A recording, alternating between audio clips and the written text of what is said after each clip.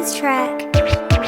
Yes, bars over bodies where it really ain't a trend. Breaking down all the women in the ring with the pen. At the top of the league, we ain't focused on the men. Hey, we reppin' all the queens with hip hop, watch how it blend. Yeah, it's bars over bodies, it's deeper than what they win. We talking top rope, clothesline, boots all in the air. We talking body slam, suplex, throwing steel chair. Hey, it's lyrics with the legends and the culture, this is real. What's good, y'all? I am your host, Micah Misfit, and this is Bars Over Bodies, where we combine women's wrestling with hip-hop, with the culture. Give it a little bit of flavor, a little bit of flair, something different. Now, I am very excited about this episode because it's going to be a little controversial. I'm going to bring up some of your faves, my opinions with some things. Now, for this episode, I've decided to name it, What Was WWE Thinking? Worst Booking and Storylines in the Women's Division. Now, look here. We've all seen some things this year that wasn't good. It just wasn't good. So some of the things I say, you're going to be like, oh, yeah, definitely. Some of them you might go, whoa, Micah. But I still got to keep it real. But before I get into this, I just want to say the hate lately is insane. People are trying to go in on me online. I'm adjusting to it by this point, but I got to say, hold up, because I'm really about to start clapping back, all right? I'm trying to keep it cute. I'm trying to be calm. I'm trying to be nice. But y'all got to calm down. Second thing, some of y'all are streaming this. Love that. I appreciate the support. The ones who are watching this, I need to point out, this is not this is not a middle finger, okay? This is my sorority shirt. It's a pinky, actually, ski-wee. It says ski-wee at the bottom, but y'all can't see all of that. My point is, my producer's over there saying, I thought that was a middle finger. Absolutely not. That must be clarified. Anyway, though, let's get to that first booking mistake and where I think we started with taking a bad left with these storylines. All right, y'all. Y'all know where I got to start. It's the EST, Bianca Belair. Arguably, may I say factually, the GOAT. You know, I'm not being biased by starting with her. But I think it's because she has the worst injustice and poor booking of this year. What am I talking about? When she lost her streak at WrestleMania. We're going to get into this right now. So here's my thing. Let's start from the top, actually, because the bad booking started a little bit even before Bianca. Where did that start? Rhea Ripley taking the belt from Liv Morgan, right? Just to lose it a couple months later to Io Sky on a random Raw.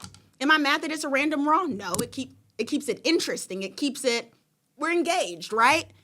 But my problem there is that now we have it where it's going to be Io versus Bianca. That's fine. That's interesting. We wanted Bianca versus Rhea, but they weren't going to give us that at first. That's fine. Why did Rhea third wheel that match? That was our first mistake because the fans didn't like how they put that together. It almost felt like Rhea just ambushed the show. What in the world was that? That's when we knew something was a little bit off. But okay, we're going to flow with it. We're going to get a triple threat. These are three phenomenal, amazing wrestlers. So we're going to go with it. We finally get to the match. And I want to also point out a bad booking was Rhea Ripley losing to Io Sky 5 times. What? Come on now. After the third, we should have wrapped it up. But we're going to leave that over there because that's not even the main thing I'm focused on with this one. Now we get to WrestleMania. Was it an incredible match? Oh my gosh. The ladies put on a real show. My problem here, though, is the ending. The ending. Bianca Belair came in 4-0 and lost 4-1? What? Horrible decision. Why do I say that's a horrible decision? Bianca Belair had the most wins without losses of anybody in the women's division. This was historic, what she was doing. And how do they repay her? By making her lose.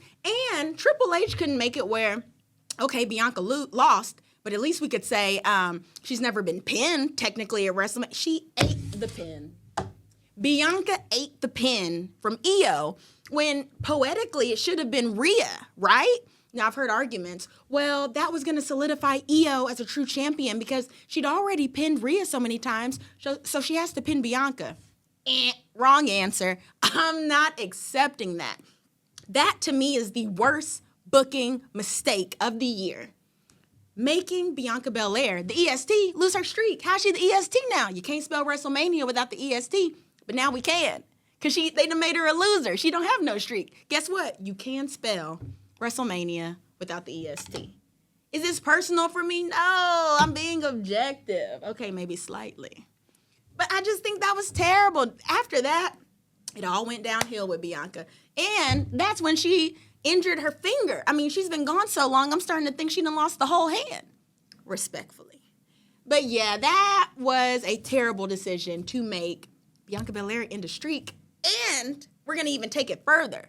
They gave the belt to Io. Tell me how they did Io's title run. The worst title run of this year. Why do I say that? She have no competition. They gave her one match and she lost the belt. Lost the belt when Naomi cashed in. Am I happy Naomi cashed in? Absolutely. What? That was the best decision. Now, that was a good decision. But I'm just saying, what was the point of giving Io the title if we weren't going to do anything with it? Why make Bianca Belair lose for nothing? It's not like they gave Io something special. Oh, it was a crash and burn. They played my girl Bianca. Will I ever be over it? No, I'll never get over it unless they can redo that and make her 5-0. But that's not happening. But yeah, that was a really bad booking mistake and the biggest one to me of the year. So I do know that I just said we were moving on from this. But there's a cherry on top to this horrible booking and storyline. Rhea Ripley cut one of the best promos of the year after she lost to Io, saying, I take accountability. It wasn't Bianca's fault. It wasn't Io. I need to focus on myself. They did nothing with that promo. That's when she entered as a third wheel, being mad at Io and Bianca. What? Did we just waste one of the best women's promos of the year? Absolutely, that's what they did. And it was crashing and burning from that point on. I just had to bring that promo up too, because what was that? Missed opportunity. Moving on. While we're on these title runs, like me referencing Io, I want to move to some other runs that were not good. I'm going to try to be easy on it, but they were not good. 2 people, Zelina, Giulia. Now here's the crazy thing. Zelina had a very boring run. You know what I think was the nail in the coffin for Zelina? Y'all remember that when she walked into the ring and she started doing like the Mercedes Moné hip movements? Nail in the coffin. She lost that belt. Like, was that a week later? A couple of weeks later? That was not a good run. I remember that run being so bad. I said, yeah, let Giulia take it. Did I know much about Giulia? No, I didn't, but I heard that she could really wrestle. I heard people saying positive things. They gave that belt to Giulia, and dare I say it got worse. Oh, I know the Giulia fans, you're going to be hurt. I had to say it out loud. Y'all know it's true. That's no shade to Giulia. That's shade to WWE, because why did they book her like that? That mid-card's been struggling at SmackDown. Becky Lynch over at Raw has been elevating it. Shout out to Maxine, okay? Do I like Maxine? I do. Did I want Becky to lose that belt? Absolutely not. That's neither here nor there for this conversation. That SmackDown mid-card has not been elevated this whole time. Giulia had a very boring run. And it was to the point, I said, did WWE try to punish her for their mistake? Because when she just lost to Chelsea Green, great booking decision, by the way. When she lost in like 2 minutes. I said, oh, the disrespect. They done gave her a bad title run and a bad ending to the run. But yeah, that was a bad booking decision with Zelina and Giulia. And I had to acknowledge it. Here I go with the next bad booking, bad storyline. I know y'all are about to think, Micah, can you get your foot off her neck? Why do you have to keep going back to these 2 people? Because it's been a train wreck, okay? We're going to Tiffy Stratton and Jade Cargill. Why am I going here? Because like I've said before, they're very much mirror matches, and there was poor booking for both of them. Where was the mistake with both of them? Where does it start? Tiffany Stratton should have been a heel from the start. Jade Cargill should have been a heel from the start. Why are they both faces? They should have never been faces. It's almost like WWE has this idea that when there's new superstars to the brand, they're supposed to start off as faces. No! If the formula has been working for them to be heel, wherever they were, Jade at AEW, Tiffy at NXT, keep the formula. What do they say? If it ain't broke, don't fix it. That was a poor booking decision. Oh gosh, and then I think they had a sign from the universe maybe when Tiffy became heel with Charlotte Flair. But they said, no, we're going to keep her a face. We're going to keep her a face. I said, you know what? Jade walking around, coming out in her entrance is Jade walking around like the biggest heel I've never seen. If y'all watch her walk through the crowd, she doesn't touch their hands. And if she does touch their hands, she like slapping their I'm just saying she's a natural heel. So it just looks crazy making them do this. And I specifically remember in Saudi Arabia, somebody was talking mess to Jade. Jade said, your mama. Oh, that's a heel thing to do, okay? It's not making sense. Now, does it help that they've made Jade a heel now? Absolutely. What a perfect decision. Should that have happened longer ago? Absolutely. But we're going to keep going with it and be happy that they fixed that mistake. Moving on, still staying on Jade Cargill and Tiffy Stratton. Another storyline mistake. Jade losing to Tiffy at SummerSlam. Look, this is not a bias. This is not a bias. I'm simply going through the booking that WWE was giving us. If Jade Cargill could squash Naomi, squash Asuka, but she can't beat Tiffany Stratton. She cannot beat Tiffy time. And not only can she not beat Tiffy time, she gonna lose clean. She gonna lose clean? That didn't even make sense. But then they said, you know what? She lost at SummerSlam. So let's make her lose 2 more times. What? Jade was struggling for her life to beat Tiffany. I'm over here thinking, isn't Jade supposed to be a squasher? She is struggling to beat Tiffany Stratton 3 times. So that's the first storyline booking mistake, making Jade lose clean to Tiffany Stratton. She should have won. Oh, Micah, you say that because you like Jade Cargill? What if I do like Jade Cargill? But that's not... Okay, maybe that was a slight. But I'm just saying, logically, that's what we should have done. Because I'm going to be honest, it didn't make sense for Tiffany Stratton to beat Charlotte Flair. I'll say that every time. The biggest women's wrestler in the world, Tiffany Stratton beat her on the first try. Not buying it, but if we wanted to try to create more logic going on, Jade should have won at SummerSlam. The other bad decision, bad booking storyline that I was mentioning was Jade struggling 3 times in a row just to squash Tiffy on the 4th. I know people are going to say, well, Tiffy's leg was broken. The way Tiffy got squashed, you would have thought Jade was on her booty for 3 matches before that. It didn't make sense. It does not make sense for Jade Cargill to struggle the way she was just to squash Tiffany. They should have at least made us think it was a little easier for her to fight Tiffany. Dang, they could have even made it where Jade didn't lose clean. You know what I'm like? They could have tried something different with that. Terrible booking mistakes. But I do want to say this. WWE, you made a great decision making Jade champion, finally.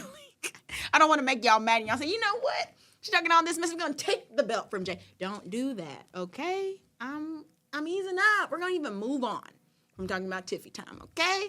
Sheesh. And I do want to clarify, y'all, this is in no particular order. These are just mistakes that stick out to me. So now I've brought up Bianca, Jade, where I got to go with this. Add in Naomi, and we're going to the big 3. Here's the thing. I think the big 3 broke up prematurely. Hear me out. I think they were so powerful being together. We truly saw that when they all did the triple threat at WrestleMania. I just feel like we all enjoyed that moment. And I mean, dang, did they break up within 6 months after that or something like that? I just remember, I don't even think they made it a year. Now, I know the argument is, come on, Mike and Naomi had that run. I love that run for Naomi. I love Queen of the Ring for Jade. Bianca did not have a good year. They just played my girl all year, and everybody saw it. But anyway, I'm saying this because the big 3 was so powerful together. We could have done a bit more of a unity thing. I'm going to even say it. I know y'all get tired of it. It was good for the culture. Seeing those 3 powerful, strong black women together, I just think we could have done some really cool things. Could we have gotten to Naomi turning heel, Jade, Queen of the Ring, them both being champions? Absolutely. I just think it was rushed. I think WWE saw, oh my gosh, they love Naomi, Bianca, and Jade together. We got to capitalize. That's not the way to capitalize. You capitalize through unity and you what do they call it? Long-term booking. Come on, you rushing it. I know you excited, but dang, can we enjoy it first? I think they were broken up prematurely. That is a mistake that I think happened. Now, moving on. Oh, man. Them Bella stands. Y'all done got on me before, and y'all need to watch it. Y'all were trying to drag me on my TikTok when I said that Nikki Bella messed up the match with Becky Lynch. Did y'all make me think about it again? No, y'all didn't. I'm standing 10 toes down. I'm not saying Becky didn't make any mistakes. Nikki made more. Fight me if y'all want to. Come on. But I bring that up because a bad booking to me is Nikki Bella even having the opportunity to fight for that belt coming back so soon. Look, I like Nikki Bella. I used to watch Total Divas, okay? She was one of my favorite characters. So this isn't any hate to her, no shade, but let's just all get real, okay? Nikki had not been wrestling for how long? 10 years? Because I know y'all keep trying to make that an excuse. Well, she's rusty. She did that. Yeah, she is rusty, and it does make sense. Why come straight for a belt? I don't even think they're letting AJ get try to fight for the belt that quick. She's going to get to it eventually, as Nikki should have. Nikki fighting for that mid-card title against Becky Lynch, who's an established veteran by now, who's consistently been in this game. I mean, dang, hasn't she been in it for 10 years and Nikki done been gone for 10 years? It's not giving what they think it was going to give. It was a bad match. I don't think Nikki was ready for something like that. We could have done a few more casual matches. I see she's about to fight Stephanie. That would have made sense for her to be working towards a title, and then we get to that point. Very early decision for Nikki to be fighting Becky Lynch, and it was a terrible match. It was. And I do still blame Nikki mostly. I'm not going to go into that. Bella stands. Oh, my gosh. Why are y'all so mad? Are y'all cool? Is everything good? Because I'm going to say that. I can like somebody and criticize them. That can happen. I can feel two things at the same time. I love her, but dang, she didn't do good in that match. That exists. So, yeah, that wasn't a good decision. It just wasn't. All right. The last bad booking storyline that I want to bring up, the GOAT Charlotte Flair. Look here. I know y'all don't like Charlotte Flair like that, okay? I get it. Actually, I don't get it. But I see that that's the case. This could have all been avoided, the intensity, the rise in the hate that Charlotte Flair got this year. Where did WWE mess up with Charlotte Flair this year? Making her win Royal Rumble. Oh, that was a bad decision. Because people already felt like Charlotte Flair gets too many easy, title runs and gets opportunities for the belt, and the nepotism, y'all swear like she's not just super talented. But anyway, moving on. Her winning Royal Rumble, it was downhill from the start. She should have never been in a position to fight for the belt against Tiffany Stratton for a world title. That was a mistake. Well, dang, Mikey, you think you know so much. What would you have even done? I actually have a full plan.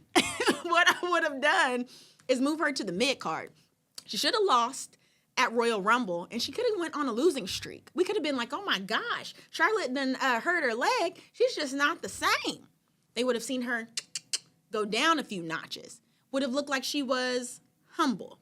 And then she would have moved to the mid-card fighting Chelsea Green. Oh, shout out to Chelsea Green. Charlotte Flair, Chelsea Green, we got some star power. We're having some fun. But guess what? She would have lost to Chelsea Green. We would have said, oh my gosh, Charlotte Flair. She would have eventually worked up to winning the mid-card belt. She would have elevated it. Hey, who else elevated the belt? Becky Lynch. Charlotte Flair could have done for SmackDown what they did for Becky Lynch. Now you're like, dang, Micah, how do you have this whole plan? Because I'm mad. I'm mad at how they did Charlotte Flair because it only made it worse. And we could have avoided that horrible promo where Tiffany was bullying Charlotte. I said it, okay? I said it. That's what it looked like to me. And I'm going to leave it there. I guess I can't objectively. Hey, I can't objectively say that. We all saw the footage. Moving on, though. I'm backing up, y'all. I'm calming down. But, yeah, that was a terrible booking decision on WWE's part. I mean, I haven't seen. You know what I was going to say? I haven't seen Charlotte Flair recover since. But I guess people have been liking that tag team matchup. And she's technically a face now, and people are enjoying her. It's giving a bit more Ashley Flair even in it. I just really think we could have had a longer-term face run if they would have presented it as Charlotte Flair being humbled by losing so much. Because I'm telling y'all, as soon as Charlotte leaves Alexa Bliss, she a heel again. Nobody's going to like her at that point. Am I comfortable with that? Yeah, she's better as a heel. Charlotte Flair is better as a heel. This face stuff, I mean, I know my girl probably wants to be cheered on, liked. I think, you are a heel. Own that. I don't know who I think I am giving Charlotte Flair advice, but that's just how I feel, okay? But yeah, that was one of the worst booking mistakes for sure this year. All right, y'all. We have actually reached the end of the episode. These type of things are fun to me because I love the entertainment aspects, the promos, all of this stuff. Don't get me wrong, I do enjoy seeing the wrestling, but I just really think the character work, the storylines, all of that adds a whole different layer onto the incredible skills, and it creates, let's say it all together, cinema, star power. It's incredible. It's enjoyable. I didn't list probably everything that was a bad storyline or promo or anything like that or booking. So please, in the comments, tell me some additional things that y'all think went wrong. Tell me if y'all agree with any of the things I said. Again, I could have missed something, but these were the things that stuck out to me the most. But if you've made it this far, I really appreciate y'all locking in. I do also want to say I appreciate the support. The craziest thing happened with the last episode. Miss Proceed with Caution Naomi reposted the video. Look, Naomi, she did it for you, Bianca. She did it for us. That was an incredible moment, and I'm very appreciative that happened because I do really work hard with this podcast, with putting together a great product that I'm really hoping y'all enjoy. But any support I get, I really appreciate it. Any hate I get, I'll appreciate it because I guess it probably is good for the algorithm, and I'm starting to adjust to it more. There was a time I was a bit more sensitive than this, and we'll get into that in another episode.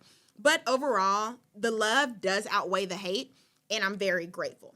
So if y'all did enjoy this episode, please subscribe to the YouTube channel, Micah Misfit. If you're on a streaming service, Bars Over Bodies by Micah Misfit. Bars Over Bodies, by the way, the song is still streaming and we're going crazy with it still. But yeah, follow me on social media. On IG, at Micah Misfit. Twitter, at Micah Misfit. TikTok, what is it? At Micah Misfit. 8. We gotta always remember the 8.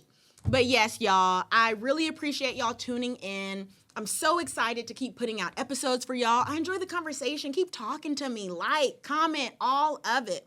All of the engagement. I love building this community with y'all. It's just really cool to be able to enjoy wrestling with a group of people who enjoy it as much as I do. But yeah, y'all, this again is Bars Over Bodies. I'm your girl, Micah Misfit, and I'll see y'all next week. Ain't been in it for a minute, but I'm back now. Steady seeing haters who just questioning my background. I only speak facts, I ain't got nothing to cap out. It's like I'm in the figure 8 and I don't ever tap out. Had to do a show, really breaking down the women. They done came a long way, I seen it from the beginning. The Elise go hard, you can't doubt that they winning. Making legends, yeah, it's saying that we carry the division.